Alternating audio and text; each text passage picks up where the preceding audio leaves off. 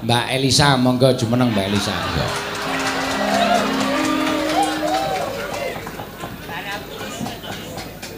Awas, kiri, kiri. Balas, balas. Sini Mas Fajar aku gandeng ya. Nah. Sini. Kayak image, kayak ya. image. Ini hadap sana, kamera ada di depan. Sip. Nah, dipegang dulu. Oh, iki ya kurang ajar, Sa. Kok kurang ajar pripun? Kok muni kamera dari depan ku iki ngarep mburi radong e.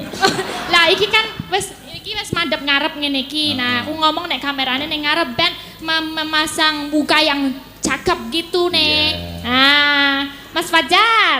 Ya Mbak Elisa. Aduh. Mas Fajar pripun rasane niki ten panggunge Pak Seno?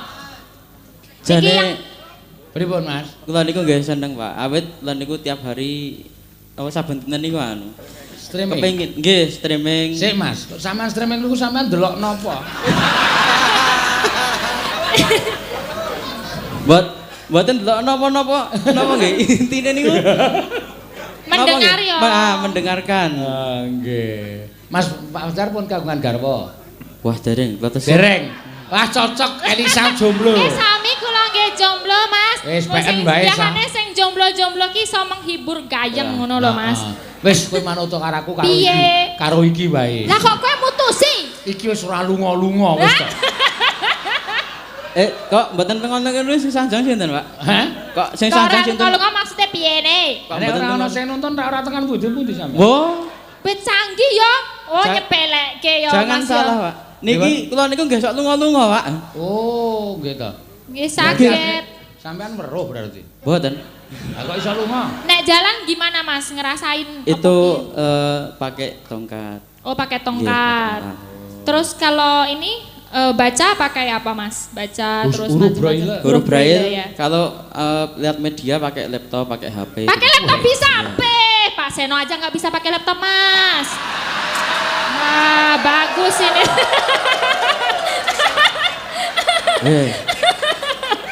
Pak Seno isih nganggo mesin ketik. Kok nak omahku laptop yo ana selawe. Heeh. Nek arep tok pangan-pangan. Lah mau. Mboten neco, Pak. Mboten Aja neco. dipangan. Oh, aku ki bendina ki aku ki garap lakone nganggo laptop. Wah, tenane. Tak simpen nang flash disk. Transfer saka laptop nang flash disk ki anakku. Oh. Anake. Iya. Nah, internetnya lagi ngerti saiki kok Pak Seno durung suwi. Mas Fajar, Nggih, Pak. badhe nyekar menapa? Pelok nggih, Pak. Ayo. Pelok nggih, pelok 6 nggih. Pelok. Wah, nggih. iso ngarani pelok 6 modar ora. Wah, gending, Elisa, gending ya, Pak. Kowe dandan Jawa ora ngerti pelok 6. Ora. Ngerti pelok ki anu isine pelem ngerti aku. Saya pelok. Ya, yo. Canggih he Mas Fajare. Heeh. Ngendang yo iso aku yo radong, kendangan radong. Ayo, kowe iki mung paitan macak Jawa karo nampa dit kok. Ayo, padake. Mangga Mas Fajar aja nyekar nopo. Yen ing tawang mawon. Yen ning Oje. tawang. Neno. Yen ing tawang ono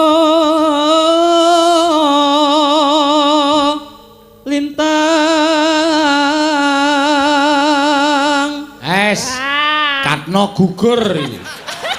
Wis, Mas Mantri gugur, Pak Katno gugur. Wah, wis Ora jan. ono. Cengkoke wis medeni kok. Iya. Sangar Mas Terus, ya. Fajar. Enone. Cahayu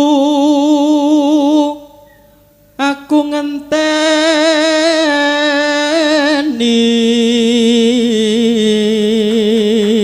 Kasih tepuk tangan dulu. Mas Fajar aku mau tanya, Iya, kalau gimana? jenengan ini udah dari lahir atau gimana? Kalau saya sejak lahir, tapi saya kebetulan prematur. Oh gitu, Iya. nggih. Kalau tahu lagu Yen ning Tawang, Berarti Dek Bayu di listrik sampean. Iya. Loh, napa nyetrum napa? Boten prematur niku ora di listrik kaya Oh. kuthuk nika. Oh, sik dhuwur wonten lampune niku lho. Ha nggih. kayak kotok. Kaya weru-weru. Lah ya ki arep tak takonke barang. Kok iso kok suka lagune Yen ning Tawang ana lintang. Iso mbayangke nek lintang ki kaya ngono niku. Tak totok ndasmu lho.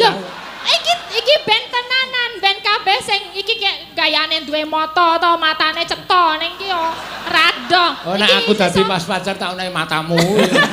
Loh, iso nyondro lintang, iso ngrasake, iso apa ya, iso marake kita berimajinasi nek ning langit-langit ana bintang lah. Iku pripun pas Mas jenengan kok saged mengimajinasikan kaya ngono? Itu menandakan bahwa pripun ya? Bahwa cinta itu berbagai seperti bintang.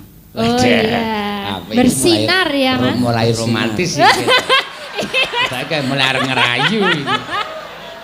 Terus Mas, kula kok rada seneng karo swara sampean. Vibrasine cepet, kula niku pengin banget. Monggo terus. Dugi pundi, Pak? Aduh. Kok sing rawuh sak sirahe bareng. Marang meko Pak Mujoko iki. Hingga koso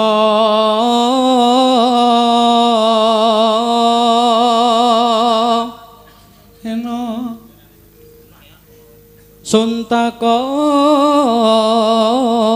war tane reki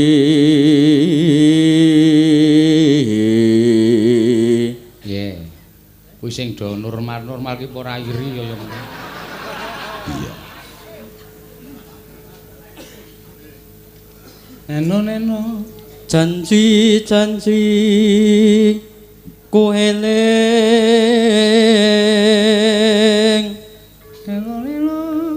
sumedotra sing tias ingsun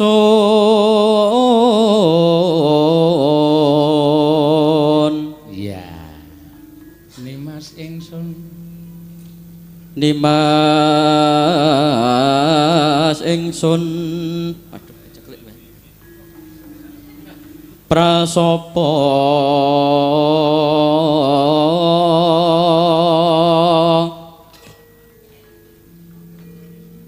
sinek senan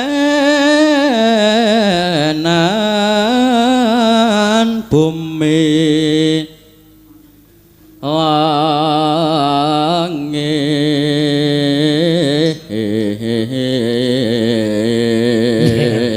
edan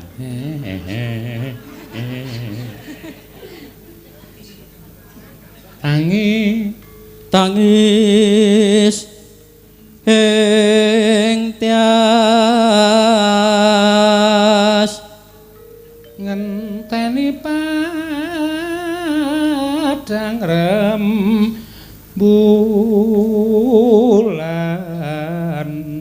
ayo padha 500 ngenteni padang rembulan yo tak cepake kene lho iku ora goro. Disemangati niki kalih penonton lho Mas.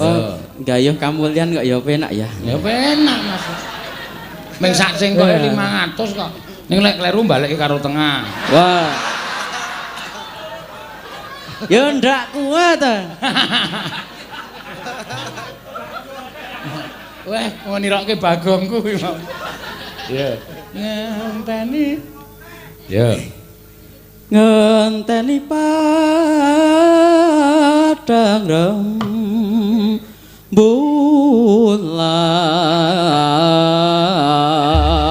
Sah. Ayo sah. Sah dijubuke. Nggih.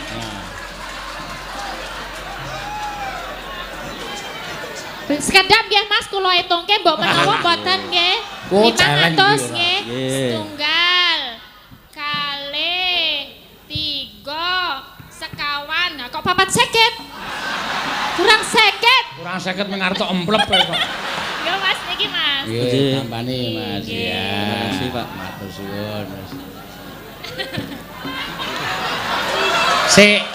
Sik aku rada mangkel nek carane ngene iki. Muni tunanetra kok sake kok apal. Ya apa? Nek mung Das- sak nemplek yo apal.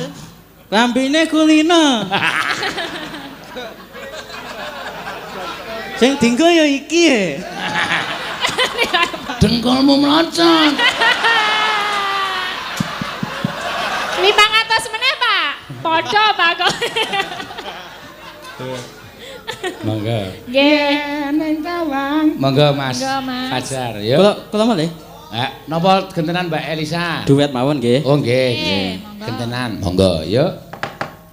Yen ning tawang ana lintang cahayu aku ngenteni tekamu marang mega ing akasane mas sontakoke pawartamu Janji-janji aku eling wong bagus. Senajan rasane ati Tansah ngirulan apa setyane karaku. lintang ini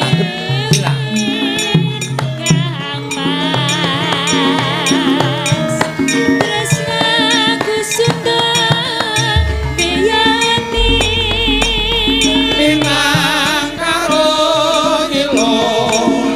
cek semono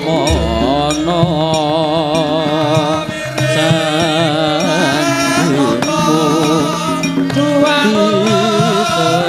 diseseni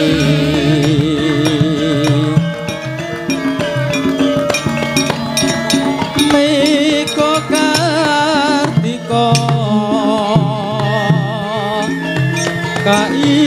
kairing rasa tresno asih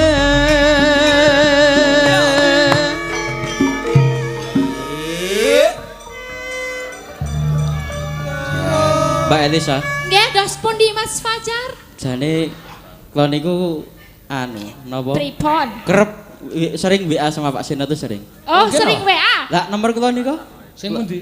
sing kula Fajar saking Prambanan niku kula Oh alah. Iya, dadi Mas Fajar iki kerem WA kowe. Lah iya, lho kok sampean kok iso nulis? ngece tenan Sampeyan ampun Mas ngapusi Elane. lho. lho mboten iki saestu Pak Napa HP niku wonten sing khusus nulis sewu, orang buta. nun sewu menika menawi khusus nggih mboten. Nggih. Namung HP menika setiap HP yang Android terbaru maupun keluaran sekarang. Oh, pripun to? Wis padha wae. Sampeyan niku kabotan klewer iket niku lho.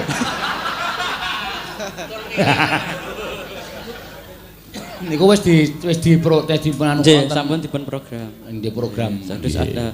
ada program khususnya. Ngoten nggih. Nggih. Iya, berarti mboten sak nulis nggih ngoten niku ya. Nggih nulis, Pak. Oh, berarti nulis nek ngoten sih. Nggih. Ana umunine ngono Mas Nggih, kados ngene Mas Jafar nika. Oh, sampean tepung lho. sami Nggih capet-capet sampun nate mireng Mas Jafar menika. Oh, berarti sampean anggota Perpindo, Perpindo Persatuan Picak Indonesia.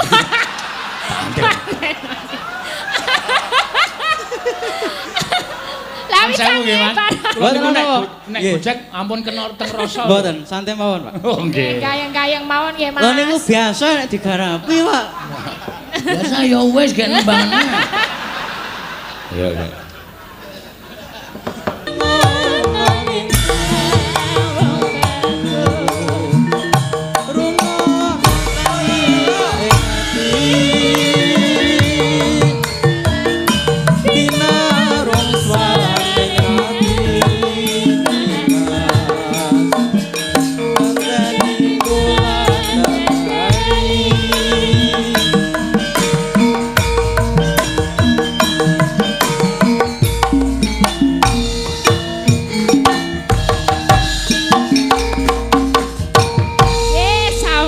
ngaturaken, matur sembah nuwun Mas Nggih, Fajar. Mbak Elisa, Pak Seno. Nggih, matur nuwun nggih Mas. Nggih. Mesti nek kula wayangan daerah-daerah mriki nek cedhak, nek panjenengan mireng nusul nggih. Oh nggih, nggih. Mijang kadosé wonten Taman Martani nggih. Insyaallah kula Nggih, mboten napa-napa. Nggih. sembah nuwun. Jenengan save nomor kula, Pak. Apa? Jenengan save nomor kula. Gak oleh Pak. Nggih, nggih, mangke kula. Save nomor kula. Nggih. Kula SMS. Simpan. nggih. Nggih, Pak. Nggih. WA Pak ora SMS zaman saiki. Kuwi yo cerewet ki yo ngopo. WA. Waduh nyampar mic. Alon-alon. Ya, suarane apik yo mak tenan. Nek Mas Jafar kae pancen wis direkomendasi karo Dinas Pariwisata, pendak-pendake ditimbali Dinas Pariwisata mesti Mas Jafar kon munggah panggung. Oh iya ya mak iya. Ora apa-apa. Kuwi dadi pamecut motivasi kagem para-para nom-noman sing tresna karo budaya. Ya, aja ming tresna tok, nah yen perlu belajar. Ya. Nabuh, nembang kuwi aja dianggep sing sepele. Ya. Kadang kala isih sok krungu sruwing-sruwing wong tuwa sing sok anake kepengin sekolah ning nggon seni, kadang kala wong tuwane sok nyuwara sing ora kepenak no. Ya, ora kepenak piye? Kowe arep sekolah ning nggon seni iki kowe sesuk arep mangan apa? Wah, lara ning ati no. Ya. Ana sing ngono kuwi, ijek eneng sing kaya ngono kuwi. Monggo nyatane ya seni ya iso dienggo urip tenan. Ngono ya. Saya nek pinter tenan digegulang tenan, ya. Ora penari, ora pengrawit, ora dalang. Wah, sabane luar negeri no. Iya, pancen ya ngono ya, Mak. Iya. Mula aja sok ngembe karo kabudayane awake dhewe, pancen bener kuwi. Heeh. Yo, ora masalah. Yo. Mau gek-gek sing tok wenehke Mas Fajar mau duit sawer. Ki lho, duit sawer jek wutuh. Iya.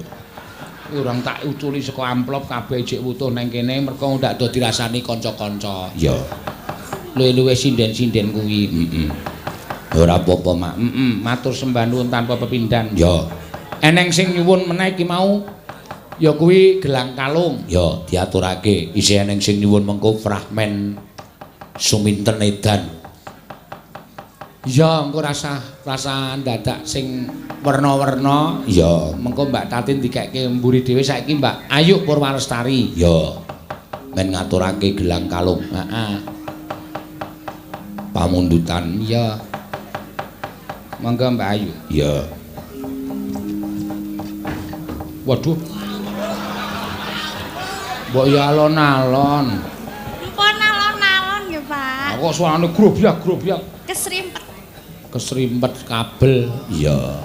Mbak Ayu. Mangga, Mbak. Dibawani napa? Ngaturake gelang kalung menika wonten pinten-pinten pamundutan. Ya, iki lho isih tak templekke nang kene urung tau tak copotno. Ya. Iki mau wis diaturake apa? Podang kuning mau wis diaturake. Ya. Mas Jafar wis. Ya, Tanjung Tirta iki mau nderek lagune nderek wis. Ya, nyuwun lagu Wupramen. Ya. Ayo Mbak diaturke. Iki gelang kalung saking Bapak Karjilan Umbursari Piyungan Bantul. Ya, diaturake. Selamat kagem Bapak Sukarjo. Ya, sampun nangka dadi kepala desa. Yo. Dibawani.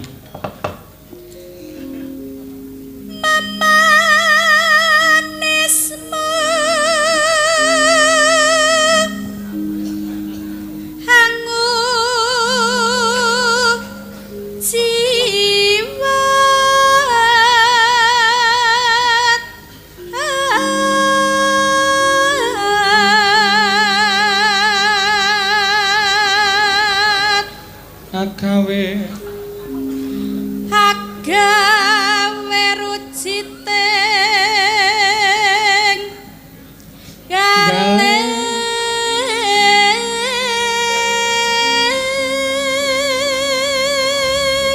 ano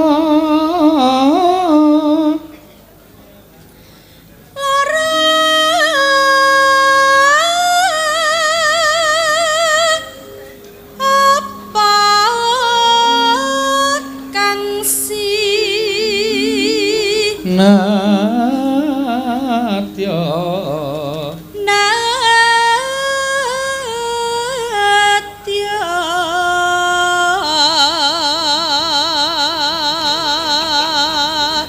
ngibarat upama ngibarat apa asline aku radong kok upama munduta ploso Rukmi kula manut lho aja mangke senene nek ret manut ora manut ki nek kleru aja iya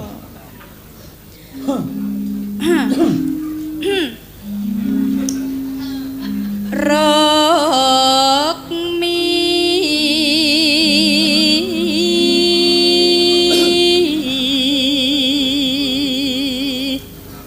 manano tar tamtu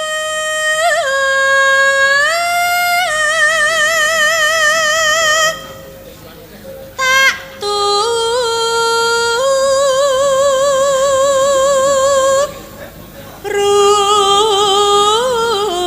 ruti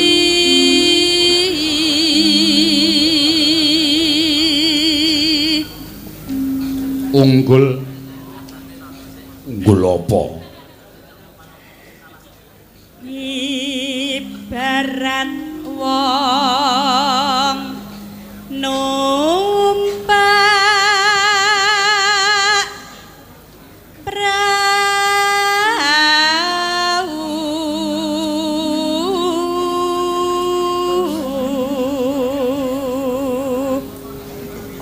manano lho oh dah iya dah wis ora arep omong lumampah tanpa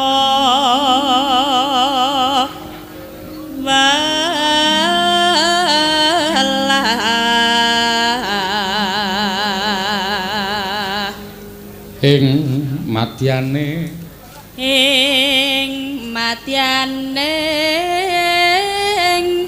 jala nidi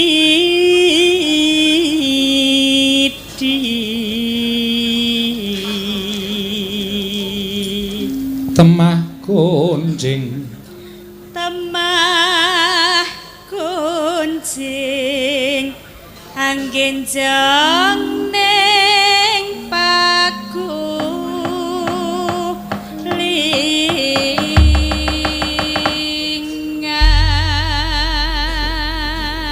ya mangga gelang kalung esok awan nganggo gelang kalung ngarang banget dunekke ya mak iya mangga gelang-gelang sing tak tampang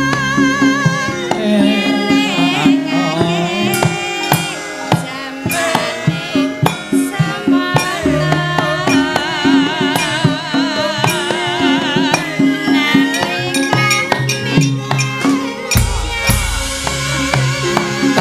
gelang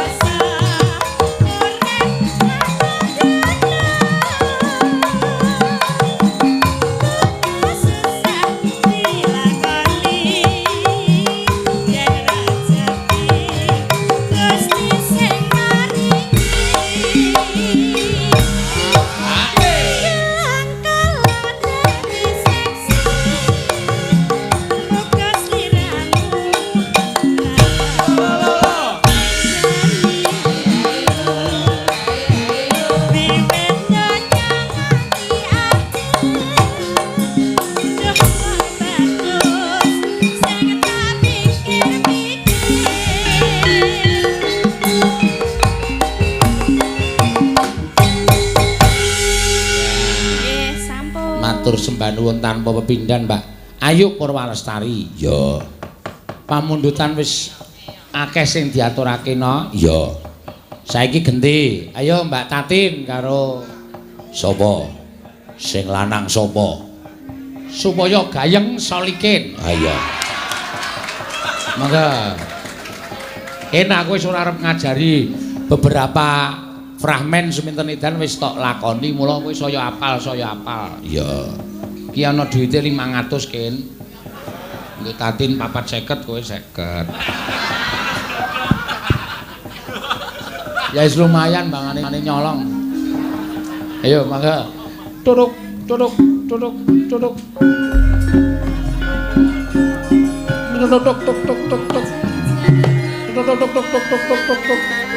Nun para miyarsa.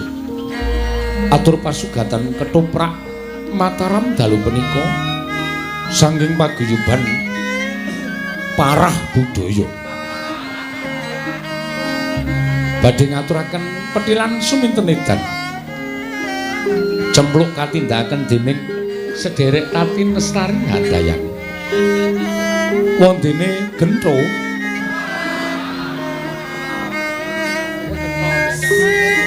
katindakan dening Suminten mau gento. cempluk Suminten edan apa cempluk? sakarepku. Lah piye? Sutradarane aku rasa rewel to. Katindakan dening Solikin. Gentro katindakan Solikin. Pedilan relampan nalika suminten wonten ing pasar lajeng kacegat dening Gentro. Sugeng midhangetaken lan sugeng munek-munek.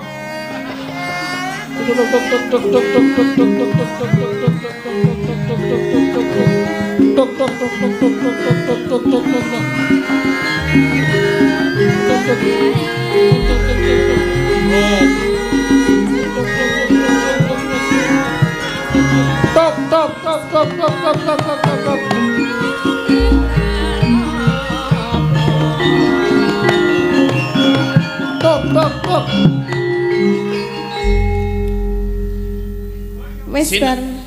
Apa? Ki, ngene iki nek ketoprak ora kompak iki ngene iki. Begitu apa? Iki suradane sapa, Pak? Hah? Suradane sapa? Apa? Surada. Sutradara. Sutradara kok Sulada. Apa iki cempluk napa? Kae cempluk kowe Gentro. Oh, ada Oh, moten nek- mau. nek Apa mboten semi- ngabari jenengan mau? Iki wis nganggo mic kok rasa ngabari mengarep ketoprakan kok dadak layang-layangan. Begitu gamelan mandek iki langsung guyu. Hahaha. Blok, Mbak Yu, ngono kuwi dadi wangun ora ketok nek Oh, gagah. nggih. Baleni gamelan Dadi kula gento niki. Hah? Dadi kula gento. Gentro. Mbok ket mau ngabari, Pak. Pak, cempolo ndasmu lho. Siap. Iki kula gento. Ya, tuk tuk tuk tuk tuk tuk tuk.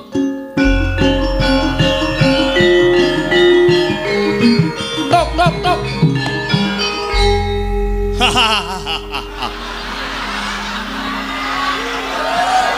Sik. Belajar guyu sik. Gentro iki anake Surabangsat. Kuwi iki maling gulik-gulikan kawing dendel tas ngene. Ah. Lah turene mau kan guyu. Guyune. Ngono. Ya coba sik, coba sik.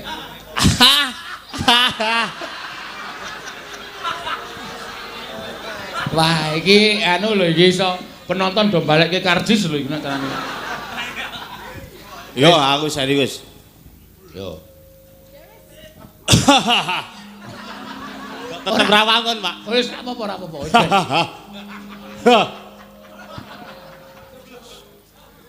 Ceblok. Pripun, Pak? Suarane sepiro, Pak? Piye muni piye? Ceblok. Peluk. Anak Gentro kok cemblek. Mbak Yu, ngono. Mbak Yu, Nah, Ngapa? mrene yo. Kon ngapa? Kowe arep ngenehi aku apa? Njalukmu apa? Aku ora njaluk apa-apa lah kowe arek ngene apa? Kene-kene le adikku. Kowe kan pernah ya adikku to le? Iya, Mbak Iya, Yu. arek ngene apa karo Mbak Yumu? Ngenai apa-apa? Ora ngene apa-apa kok rasa nganggo nyekel to. Omongan sing bener sik, njaluke apa? Saiki awak dhewe kan apa ki jenenge seduluran. Kowe Iya. pernah ya adikku, aku Mbak Yumu. Lumrahe wong dadi kakang adi ngono ki ya omong sing apik-apik. Ngene ya, Yu. Iya, piye? Aku kuwi ayo kaya ngono kae mau. Hei, Apa? omong kok. Ketoprak kok manut wong delok. Aku tresno karo kowe. Ayo kaya ngono kae, ngono. Aku tresno karo kowe, Pluk.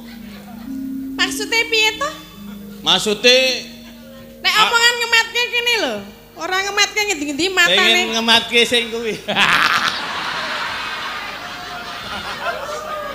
Ngematke raine kok ngematke kok ora sing kuwi sing kuwi. Mbok nek karo Mbak Yune iki mbok le omongan sing jelas kene lho, kene le. Ngejak. Rene lho, toh gentoh. Ngene ya, Yu. Iya, heeh. Rada anget e Yu awakku Yu. Piye to? Iki aku tresno karo kowe Yu. Ora lho, kowe iki urung-urung kok wis ngomongke tresna iki maksude Lah aku ki piye? ket mau le nunggu kowe lho Yu. Ora lho, aku urung jelas kowe kok teka-teka ngomong tresna iki maksude piye? Kan di benak hatiku apa? Neng Dadi jroning iki aku wis suwe ngono lho, nyimpen rasa tresnaku karo kowe iki. Tenanan apa piye? Lah ya tenanan. Kowe ra eling apa piye to? Kok sik to aku kok isih gagal paham to iki. Kowe seneng karo aku, maksudnya iki aku kon seneng antarane kakang karo adi ngono. Udu yo. Lah, Ning aku tresno karo kowe yo. iya tresna kowe adikku, aku Mbak Yumu, kuwi tresna ora apa-apa, tresna sedulur ngono lho. Ya tresno sedulur ning ya ana tresno liyane yo. Tresna liyane maksudnya piye? Mosok ora paham yo.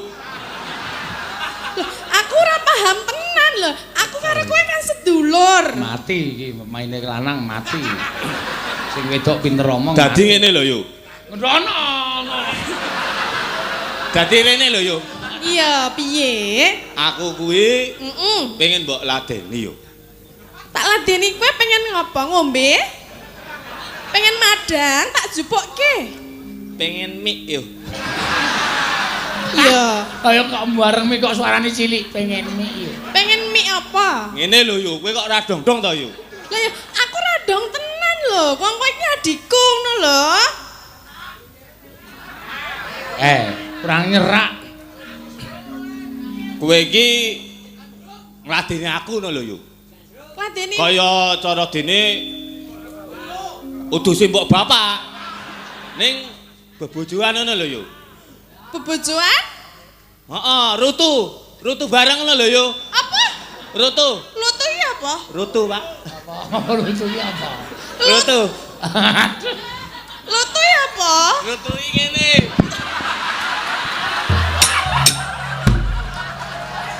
Merah dong-dong yu. Loh. Kowe pengen piye? Pengen ngene? Ya ayo tak ngene. Tanganmu kene, aku sing dhuwur.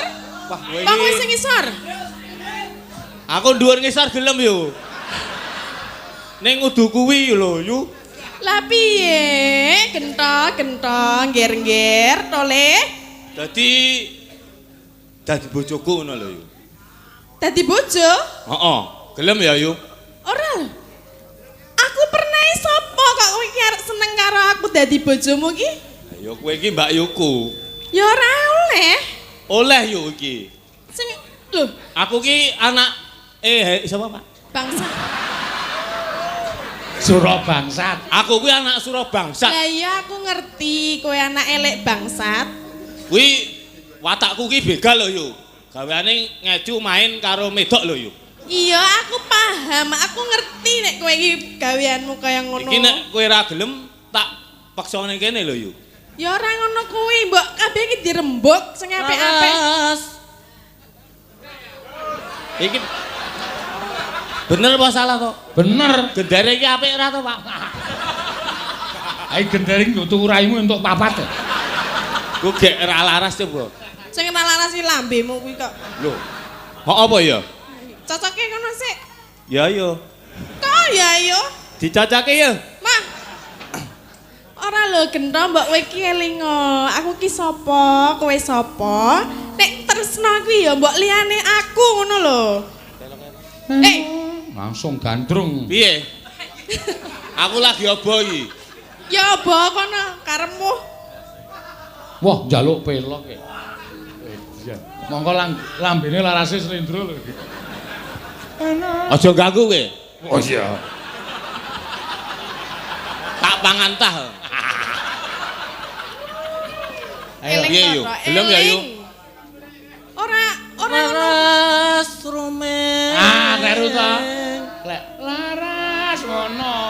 Kleru to. Kok njaluk pelok barang. Ya slendro. Mbok dicocok. Oh ya pelok kowe, pelok.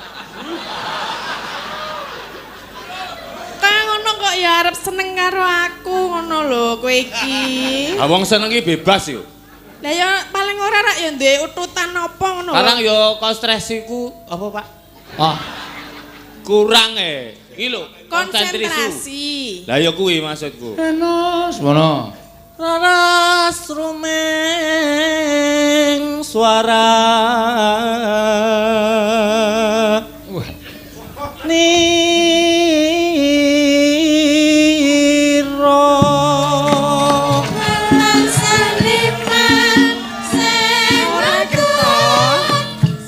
Kowe iki lingo to aku ki sapa mu?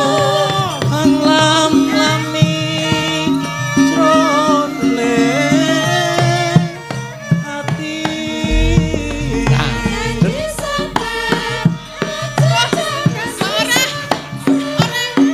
Aja ngono kuwi ta gendo.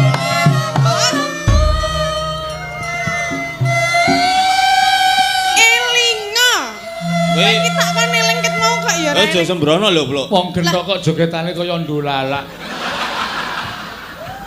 Ya karang Kok aku kan aja sembrono piye? kowe iki mau bar ndemok apa? Demok dodo. Tak wales lho. Kowe arep males? Oleh ra, Wani? Pak? Entuk Wani. bebas. Oleh. Pluk. Wani? Wani? Wani, Pluk. Demok nek wani demok. Cepet. Ya ana wiyaga dipethuk kijang polisi kowe. Wong kok arep sembrono karo Mbak Yune. Kurang ajar. Ora sembrono iki ngajar. tenanan, Pluk. Lah ya aku kudu piye nek kowe ngono kuwi? Kudu gelem ngladeni aku. Ya aku ra sudi no, wong aku ra seneng karo kowe lho. Kowe iki adikku. Gongnu ndak selak lali. Yo, tawon gong. Ayo, terus. Gongnu teng wi Rama.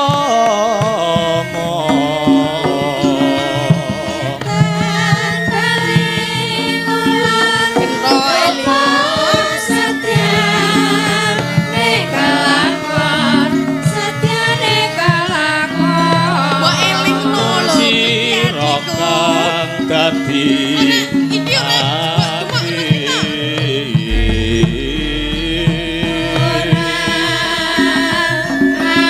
Belum ya, belum. ora gendho aku ora seneng karo kowe. Aja men. Ana. Kowe iki mundur-mundur. Nang kono gunung, Pluk. Iya ngapa? Neng wetan, kono wetan apa kulon, Pluk? Mbok ora ngerti. Wetan ya gunung. Kulon gunung. Kowe tak cedhaki to, Pluk. Ora. Tak pepetke galengan. Ora. Tak shoot, Kowe arep susut gundalmu tak tutuk tenan lho. pepetke kotak lho, Pluk. Ora kena dumuk-dumuk. Wah, iki sing lanang ketoke brai tenan iki. Mbok kowe iki elingno lho ta, aku iki sapamu? Wong kok leng gemeske kok tak tutuk-tutuk gundule tenan kok. Sing nuthuk aku, Pluk. Ora ngono kuwi to, mbok madhep rono. Aku ki kok ndak wanda kena bokongku ngalih ngono lho. Gelem ya, Pluk. Ora. Aja sembrono ta, to gento. Lir putri Dara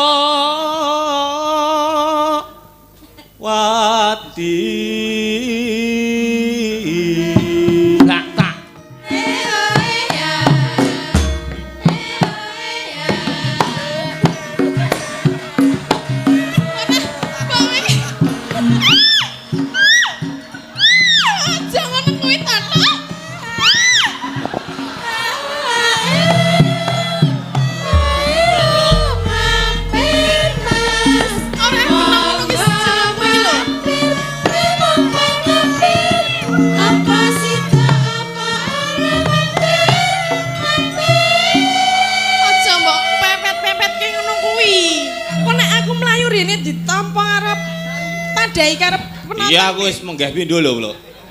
Lah ya aku arep menggah ping pira-pira nek aku ora gelem arep piye? Kudu gelem, Blok. Ya ora, aku jek eling kok. Kowe iki adikku ya. Ayo Adi njaluk laden kok ora diladeni. Lah njaluk laden nek njaluk wedang tak ladeni, njaluk sego tak ladeni. Ya pertama wedang, sik. Waduh. Terus bar wedang, Bar wedang madang. Madang, Blok. Nah, bar madang rasa ngantuk. Rasa ngantuk terus turu, Blok. Iya engko tak turokke. Turu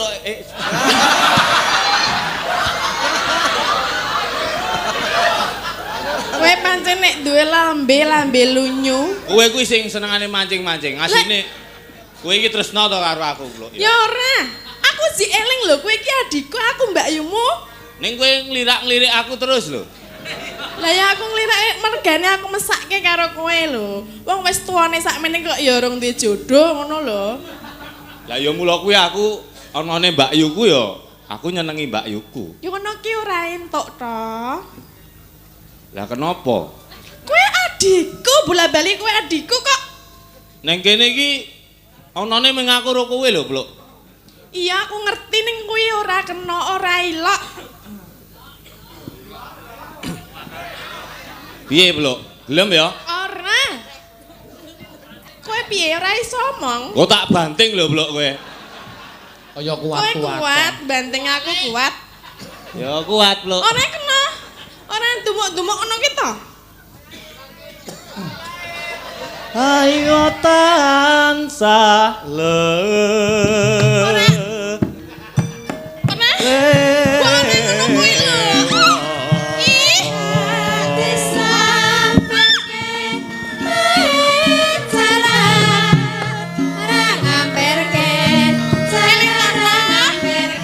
apa muda dorong mande. Kuwi lho. Eh.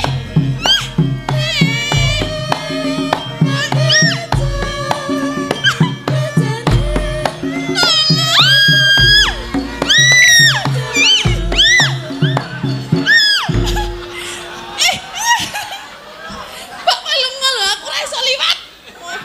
Iya. Omah ki wetenge kena iki. Iki aku saya menggebu-gebu lho Blok iki. Lah ngopo lho? Nekat tenan, gendone nekat tenan. Legan no. Shh. Rono. Omborana. Kok kaya ketoprakan nang jero gang.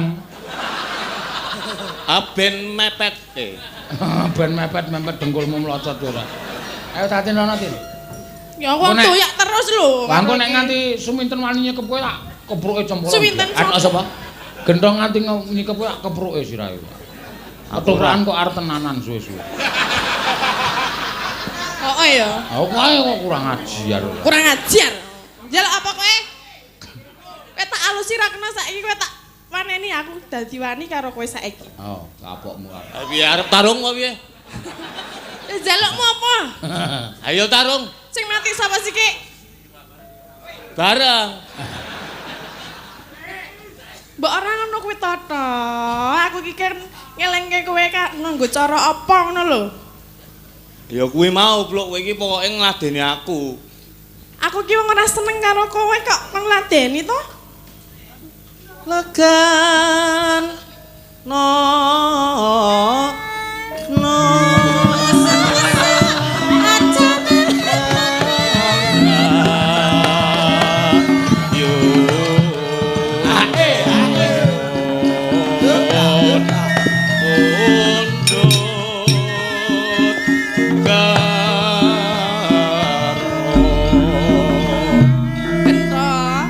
Cempluk, Apa? kowe kudu gelem ngladeni aku, Blok. Ora sudi wong aku ora seneng karo kowe kok kon ngladeni iki terus pamrihe piye nek ngono kuwi? Aku ki watake begal lho, Blok. Aku ora wedi. Nek ra wedi, kowe tak rudo pari peksa, Blok. Ya aku iso mlayu. Kowe arep mlayu nang ndi, Blok? Ya sak karepku sak mlayune sikilku. Ora gelem ngladeni aku tenan kok. Aku ora seneng karo. Wela. Tok.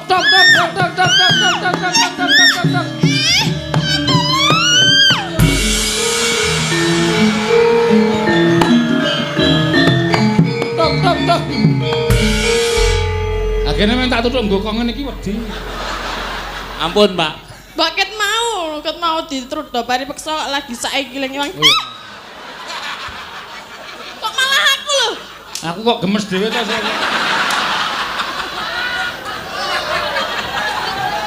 Ampun, Pak. Ampun.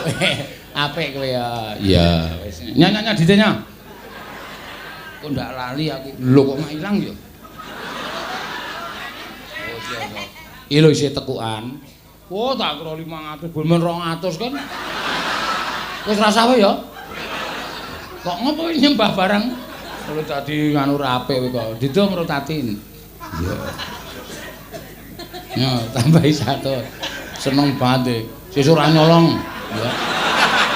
Gah aku senengane nyolongi apa-apa. Ora ngemis sesuk.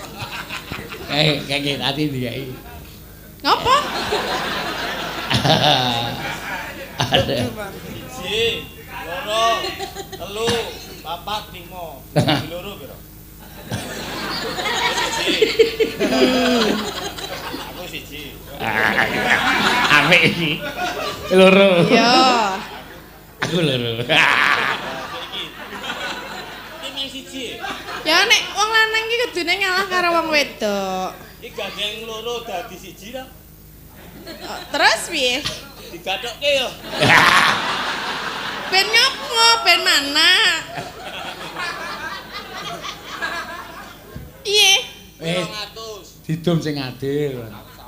Oh. Ya kowe 150, aku 150 ngono. Ngono lho.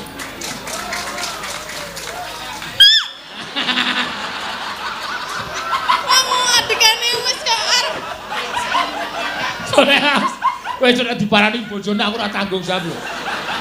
Kowe nek ngerti bojone mono, iki rahmen ken ora tenanan. Aku nonton lho mau bengi, cilaka kowe. Aku ora tanggung jawab ora. Nek sampun nggih. Kowe nembang sik. Apa?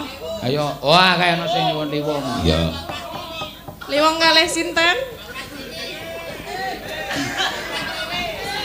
Aku ki nek kene iki ora iso piye-piye. Iya, mah penonton ngersake Mbak Prastiwi ya Mbak Prastiwi. Ya ora apa-apa. Ayo yo, wong dikarepke penonton wong nek kene iki disuguhke penonton kok. Piye ngopo kok ngadeke kok meringis-meringis ngopo? Iki arep disebut. Piye? Kuwi jajak njaluk aku. Hah? Kuwi bapake. Ya ora apa-apa ngefan kok ya. Ya, biai loro. Bu Prastiwi karo Bu Tatin. Ya. Nggih. Mangga. Dadi liwung. Ya. Dadi liwung atiku. Sampai ketemu. Bagus dadi laku. Kodo api dari tersiakan.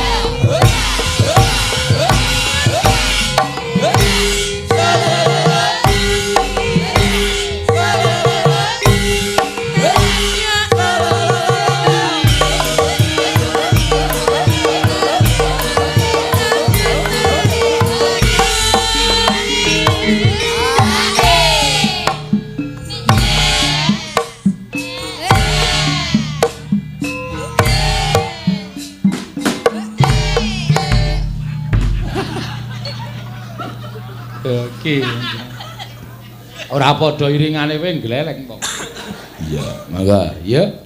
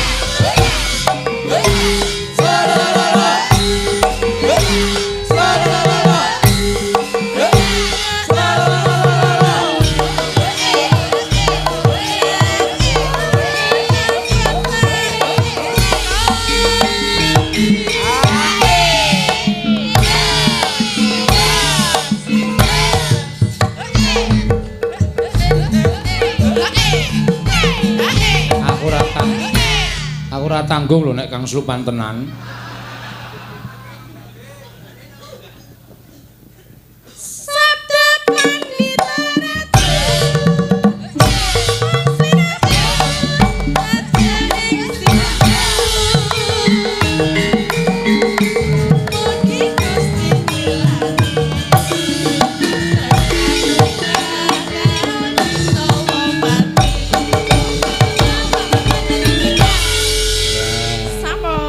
Matur suwun Bu Prastiwi karo Mbak Tatin. Ya, tur dasare wektune ya wis entekno. Ya.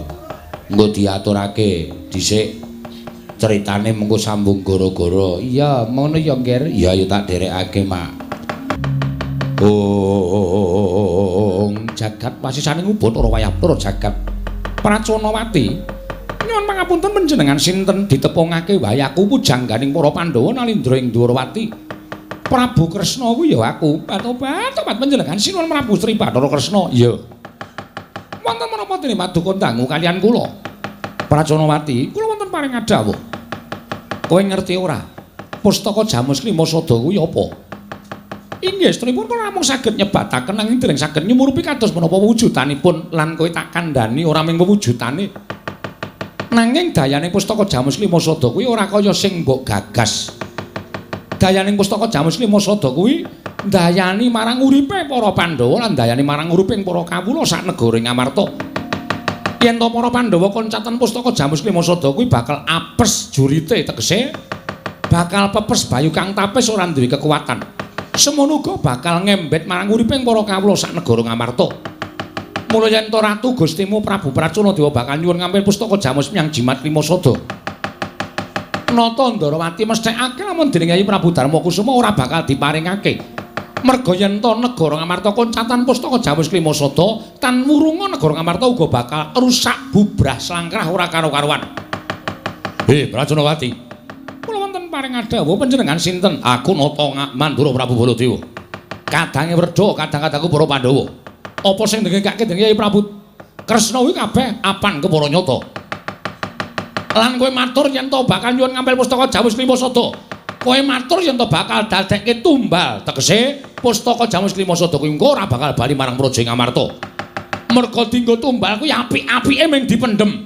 Mongko yen wis dipendhem ora bakal bali marang negara Ngamarta. Mula wurungna ngono bakal nyuwun Pustaka Jamus Klimasada. Ora bakal diparingake dening Kyai Prabu Darmakusuma.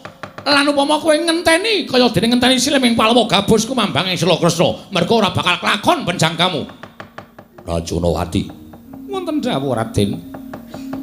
Mumpung durung dadi muringe kadang-kadang Pandhawa, kadange mbarep kakangku wendang bali. Kowe baliya kandha karo Ratu Gustimu Prabu Pracunadewa yen Pustaka Jamus Klimasada ora iso diboyong marang negara Imantaka. Ora sah kakehan gunem tanpa guna. Aku minangka wakiling kadangku. Ya kuwi mbarep kakangku, aku sing menehi wangsulan karo kowe. Kowe baliya. Praconawati nek kowe ora gelem bali mampir ning Madukara wae. Ora apa-apa ning kono isih ana kamar kosong. Wow, coba rungokke. Jlamprong sapenae dhewe. Kowe baliya ora sandadang ame-ame Pustaka Jamus menyang Jimat Klimasada. Nyuwun pangapunten ing dados nalindra wonten regaring Ngamarta menika sinten? Nyuwun pangapunten ing dados nalindra wonten regaring Ngamarta menika sinten? Ing dados nalindra menika Sinuwun Prabu Darmakusuma. Tegesipun ing gadhahi purba wasesa paring wangsulan dhateng kula menika Sinuwun Prabu Darmakusuma. Nyuwun sewu sanesipun nadyan paribasanipun sak kranjang koplak ngripun paring pangandikan. Badhe kula lebetaken komprenten wonten ing kuping kiwa medal wonten ing kuping teken boten badhe kula agem. Nanging menawi nadyan namung seklimawan yanipun Sinuwun Prabu Darmakusuma menika ing badhe kula candhi nggo jimat. Lah iki wong wadon ngeyel iki. dikon bali kok malah tembunge ora penak. Koko Prabu sabar, menika wanita lho. Wanita-wanitane kaya tapuki wae. Harus wae jajalan. Wong dikandani apik-apik kok malah sak kranjang koprak dengkulmu atos.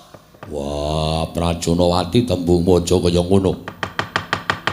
Kaya aja ndudut marang kanepsaning wong-wong Pandhawa. Yen kowe ngeyel apa kelakon kowe dadi banten ning negara Ngamarta. Werkudara. Nggih. Koko Prabu Baladewa wonten dawuh. Koko Prabu Ndarawati wonten dawuh Yai. Kula suwun kanthi sanget monggo kula aturi kendel sekedhap kula ingkang badhe paring wangsulan dhateng pun Praconawati. Nggih, kula semanggaken namung mawi petang lho Yai. Inggih. Kula semanggaken Yai. Namung kedhagetipun petang kanthi nalar ingkang ganep. Inggih. Dibetung aja ngawur. Pustaka Jamus Klima Sada iki pusakane wong Pandhawa, pusakane kawula, ora Pandhawa tok sing duweni. Aja grusah-grusu. Praconawati, kula wonten maring adhawuh. Ngelingi lamun panjenengan ingsun ora maringake pusaka bakal saya akeh nyawa ingkang dadi korban. Kawula ingkang dadi korban koncatan nyawa ana ing praja Ngimoi Mantaka upama ta klakon kaya mengkono sepira dosaning Prabu Darmakusuma. Mula gandeng negaramu bisa waluya nirmala temajati jati temah mulya merga saka pustaka Jamus Klima Sada.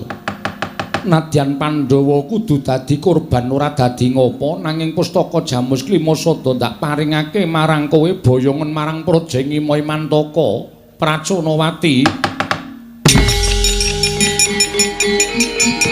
Wah.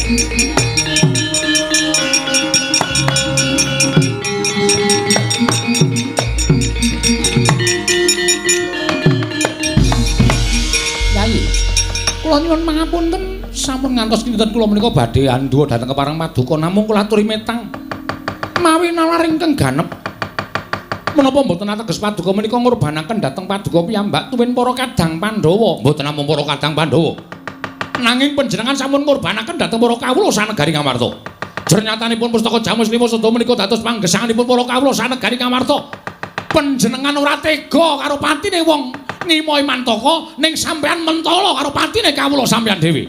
Wah, mbarep. Aja waton ngawu-gawar ngawur. Monggo kowe dicacat dening para kawula sak negara Ngamarta. Ratu sing ora iso menehi pengayoman. Kowe pusakane wong Ngamarta tok penehake karo wong kono-kono. Koko Prabu wonten dawuh. Koko Prabu Baladewa wonten dawuh. Werkudara. Nggih. Menapa Koko Prabu tasih ngakeni bilih kula menika nalindra ing Ngamarta. Inggih tasih Koko Prabu Baladewa tasih pitados kula menika nalindra Ngamarta. Tasih Werkudara isih percaya aku ki kadang mutuwa. Nggih. Menawi tasih monggo kula aturi mendel sedayanipun. Kula nalindra Ngamarta ingkang badhe paring dawuh dhateng pun Praconawati. Nuwun sewu Yayi, kula badhe kendel.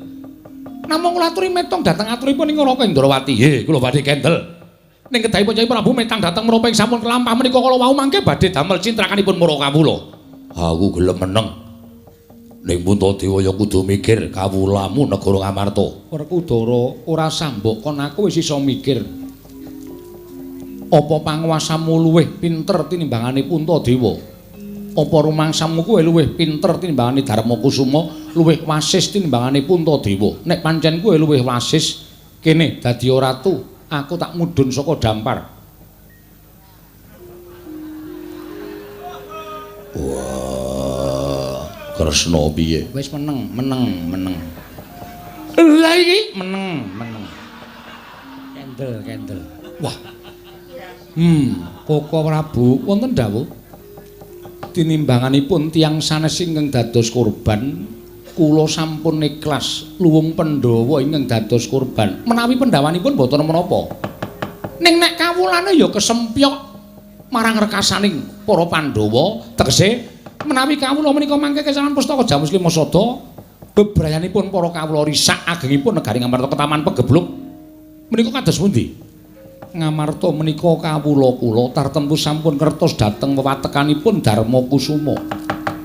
Lan sak mangke tentu ngertos menawi ingkang kula tindakaken menika badhe ambirat pinten-pinten nyawa ingkang dados kurban wonten ing Ngimoi Mantaka. Mila bab menika mboten menapa-menapa. Ngaten Yayi. Nggih. Oh nggih, ngestakaken dawuh. Monggo. Monggo menawi dipun paringaken monggo. Kula mboten badhe andha keparing paduka Yayi Prabu Gosek Kresna. Nek iki nek dinewek maneke kok iki kepiye kahanane Koko Prabu Kendel? Meneng piye? Kendel sampun mangke dirempun rembak kalian kula. Oh ngono. Inggih. Wah, Kresna. Aja kaya ngono kandhanono bareng kakangku. Wis kowe menengo. Menengo dhisik. Yo. Mengko ana wektu siadi sak pejagong karo pun Kakang Koko Prabu badhe menapa? Badhe ngrebat pustaka saking tanganipun Praconawati. Ngaten menapa mboten? Ingkang matur ngaten sinten? Koko Prabu ngajak sak pejagong Werkudara kan Koko Prabu Mandura. Mesti bakal ngrebut pustaka Jamus Klimasada saking tanganipun Praconawati menawi sampun kula paringaken. Mboten kula mboten badhe ngrebat. Panguwaos sawetahipun wonten Paduka Yayi Prabu Darmakusuma. Kula menika nggadahi panguwaos menapa? Kula menika namung dayoh, Natandharati menika namung tamu. Kula ora duwe wewenang apa-apa. Lah kok wantun kula wantun nduwa dhateng keparingipun Alendra ing Amarta menika mangke kula dosa. Ayo to Werkudara? Iya. Nek awake dhewe wani karo Yayi Prabu Darmakusuma ora padha karo dosa to? Dosa geni. Kok ora Bu ngertos mboten? Iya, aku wis tanggap aku.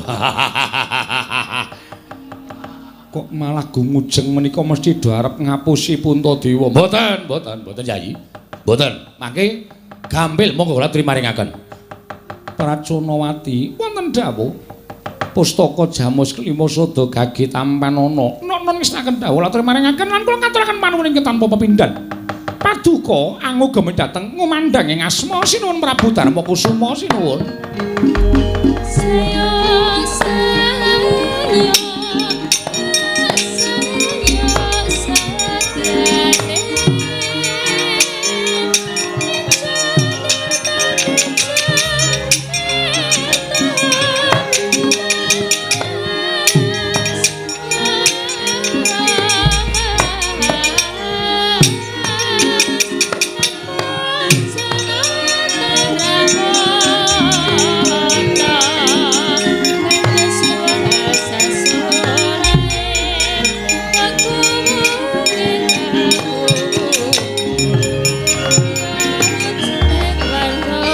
Gandheng sampun ngamaringaken sinuwun. Saladipun antu-antu dhateng Kakang Prabu. Inggih menika pun Praconadi wonten negaring Mantaka Kliwanana kula nyuwun pamit nyuwun pangestu mangsa dhateng garing Mantaka nyuwun.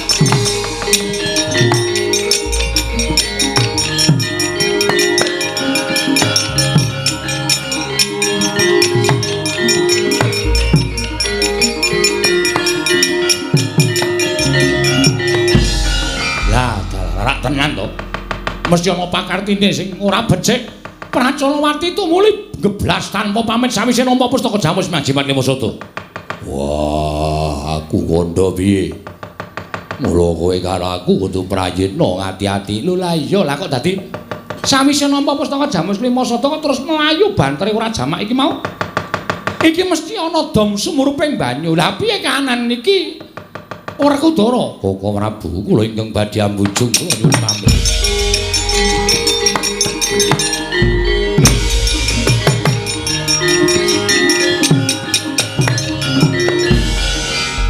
Ora dikon kok ngoyakke karepe piye? Wah. Ngusruk wae. Ngawur. Melayu selopku sing dienggo. Ora krasa nek gegeden. Ae janaka kene kaya ngono kae ora krasa gedhe apa cilik. Wis waton bablas pokoke.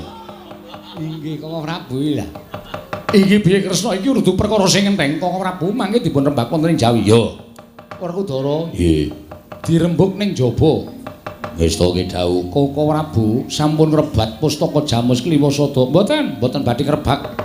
Nanging kula badhe ngrembak perkawisipun Dimas Werkudara ngenipun jumenengaken Garukaca sakmangke wonten garing Pringgondani. Yo, kuwi sing arep tak rembug.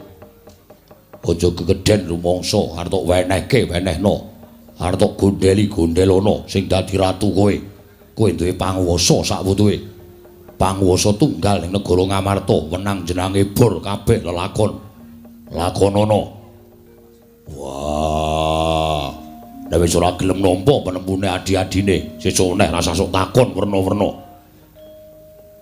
Nek wis tok wenehke ngene iki aja tok getuni, nek ning apa-apa dilakoni dhewe. Dumek dadi ratu. Terus apa-apa lak karepe dhewe. Ngerti yo biyen Wonomarta ora tak babati. Ora dadi negara kaya ngene.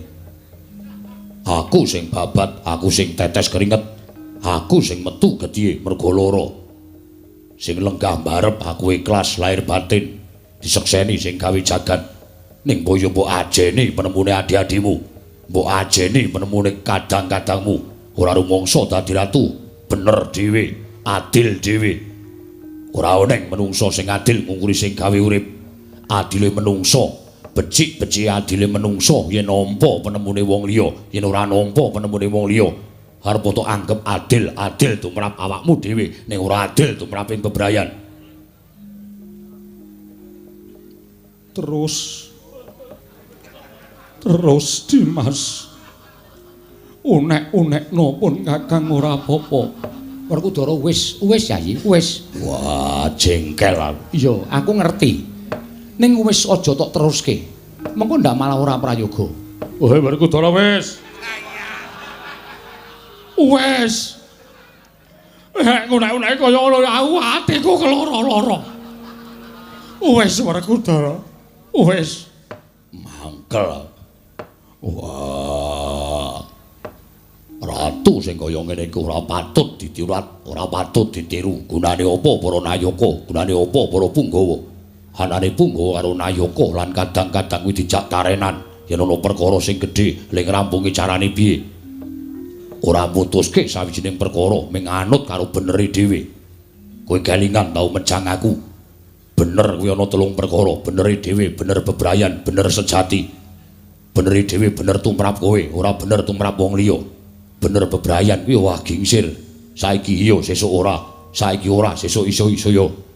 Bener ing sejati kuwi bener sing gawe urip. Mula lembugan apa-apa digoleki bener sejati, ora benere dhewe. Wah, jengkel. Aduh yo. Nuwun sewu lho, Mas, kok kula dipun kethak. Wah, arep njotos mbarep rawane. Wis. Kowe nek muni-muni kaya ngene iki atiku kedodok tandane.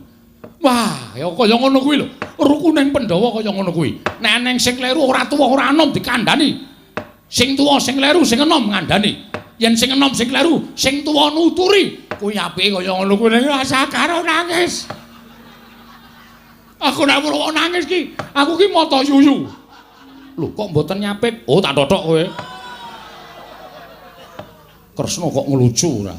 Wong panjenengan menika ya aneh wong sing unek-unek ki Werkudara kok sik nangis Baladewa. Coba sak menika sambungipun wonten pundi nek mboten wonten lho ora. Lah aku nek wong nangis ki terus melu nangis. Iya. Dimas. Oh. Iya pun Kakang ngaku salah, pun Kakang ngaku luput ning barang wis kebacut arep kepiye. Wong yen ngaku luput, wong ngaku salah, monggo wis nglakoni, monggo wis kebacut. Kuwi ning jagat iki tunggal akeh. Nek yen durung kelakon gelem metung kuwi arang-arang wong sing gelem nglakoni. Yen wis kelakon lagi tumuli aku salah. Yen wis kelakon lagi tumuli aku salah. Kuwi ngendi-endi jagatan. Wah, sesuk meneh nek tumindak nganggo dipitung sik ora watun grusah-grusu. Yen ngono pustaka Jamus Kelima Sada jaluken Yayi. Lah, ra tenan. Ora urung ya ming kongkon. Ora urung ya mongkon jaluk. Sing arep jaluk Janaka wis ben Janaka.